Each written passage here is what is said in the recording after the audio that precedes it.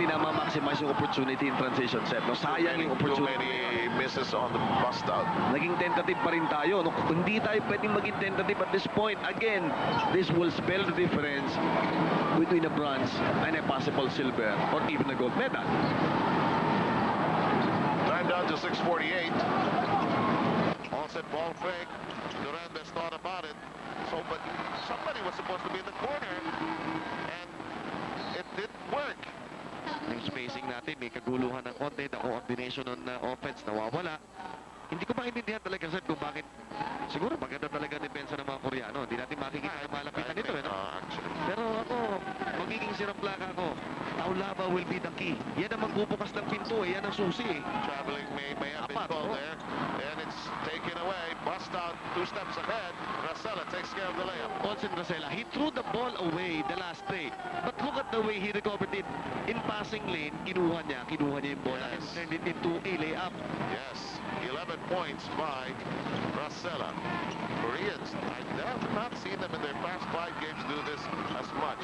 They're trying to grind down Taulava. Basket will not count, and Taulava ends up with his second foul. Basic na basic kasi, Seb, yung sinasabi natin. Ang nangyayari, yung dapat ginagawa ng mga Pilipino, yun ang ginagawa ng mga Korean kay Taulava. Dump the ball inside to Taulava and give Sho and Kim some problems managing their fouls. No? Sayang eh. Baseline inbound for the Koreans.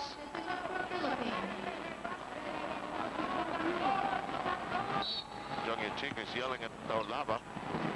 So, on the acceptance. Ayan, stay with your man. Huwag magbibigay ng open. Turn to the Good defense. And Meng tying up Kim there. An excellent boxing out by Kenneth Durandes and Asi Taulava on show. These guys are simply doing their homework. Outside shot. No. Again, it's Eric Meng. Down. Can't make it. Again, it's Eric Meng. Just keeping it alive. Sep, 6 na offensive rebounds for Eric Meng. Bigyan mo nga ng medalya ito. Medal of valor ba tawag doon? Exactly. Durandes back pedals, fires at 3. Or rather awkward on the release.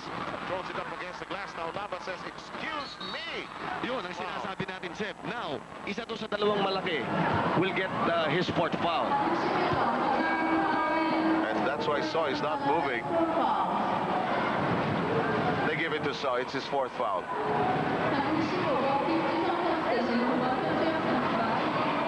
Sinasabay na itong 13 at saka 11 at saka 15, no?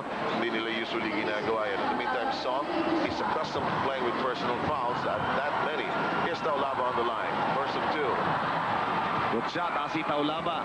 Yun ang sinasabi natin, di ba? Create opportunities by dumping the ball inside to Asi Taulava. Dahil pag nandun siya, iulitin natin, nagkukulaps yung depensa sa kanya, bumubukas ang perimeter ng mga Pilipino. Taulava goes 2 for 2. Excellent touch by Taulava. Ang laki ng pag-asa ng Pilipino rito makakross, ha? Papunta po sa gold medal match na yan. 61-58 with only 5:16 to go. Kapit ba yan? Here's Lee on the outside. Stay with the man. Choice. Iwan. Choice followed. So with a fall away. Yes. Galing ng kamay nito, Sep. You've got to give it to this guy who has an excellent touch from the perimeter. And So already with 14 points in the ball game.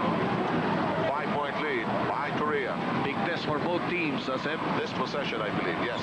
Again, the rivalry dates back to 1966. Inside Taulava, they urge you, Chino. Ayun, ganun. Dump mo na nang i-dump doon. Ayun lang ang palabigasan natin, Sep, yun. At saka apat din fouls. Hindi nagagalaw yan. 63-60. Boone being tied up by Ontiveros. Boone is trying to hide. You can see him at the top of your screen. Trying to bust loose. Ontiveros sticking with him. Lee has the ball. Stay with the man. Walang iiwan. Ingat sa double. Shoe is open. Won't work. Rebound control. Boxing out, said nitong si Asi Taulava on the Big Eyes show. And Eric Meng has also done a yeoman's job here. Just is very close. Hindi pala medal of valor bibigo rito. Purple Heart na. Ayun, Purple Heart. Pwede rin congressional medal. Ayun, gusto mo. 63-60 po. Korea, it's just likely up. Ontiveros starts his drive. It's a pass to the open. Racela could have tied up the ball game. No, Babala. Boone slowing it down. And up to Lee. Lee's the table center. Ayun na naman, oh. Nagiging komportable sila sa Pasay, oh. To the open So.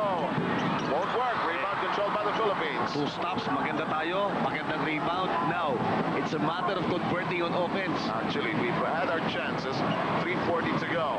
We're getting good looks, actually. They start the drive, and there's a foul.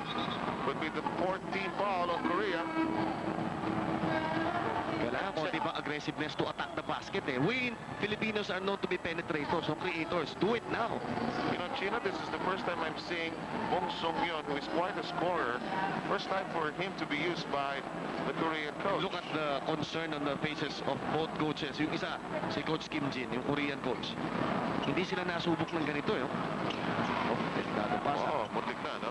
Shot clock at Habang 14. palit ng tao, nag-adjust na sila. Three as it goes.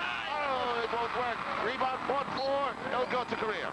Kita mo, nakapalapal na yung kamay ni Shaw kay Eric Meng. Which shows you the respect that they have now for Major Payne. And we're going to have a timeout called here. This is going to be such a battle going into the last 3 minutes of play. And Korea, as you mentioned, Chino, so correctly, visibly concerned.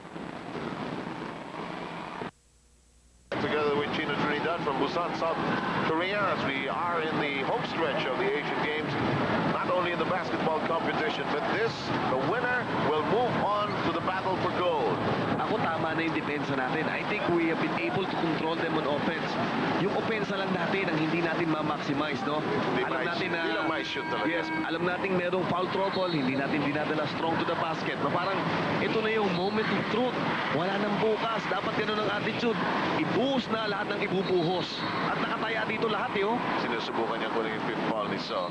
Hindi nakuha. Ang ganda doon sa palpal na yun ni Kim. And that is what makes Korea a formidable foe because they have a 1-2 punch in Kim and So. On almost every position.